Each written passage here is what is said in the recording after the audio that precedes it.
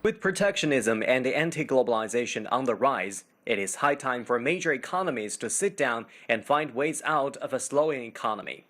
Trade is very important to global economic growth. The key issue of the G20 Trade Ministers Meeting is to find a strategic plan to boost trade and tackle many urgent issues.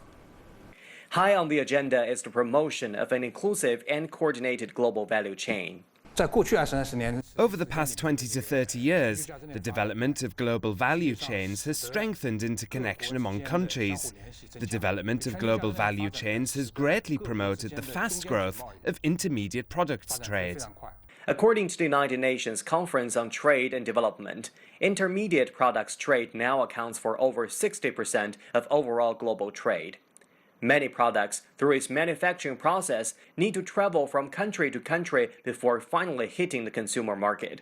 And without proper policy coordination, consumers will eventually pay for the mounting costs. Reducing restrictive measures on borders and advocating trade facilitation measures will be key to promoting trade and the development of the global value chain. Vice Minister of China's Commerce Ministry Wang Shouwen says G20 members can use information technology and provide trade assistance. This allows developing countries and small to medium-sized companies to integrate into the global value chain. Trade ministers at the meeting will also discuss how to support multilateral trade systems. As the host country of this year's G20 summit, China is advocating for some of the G20 economies to approve the trade facilitation agreement, as great difficulties put the WTO Doha negotiations on hold. At the same time, China also hopes for countries to improve the transparency of bilateral or regional free trade agreements.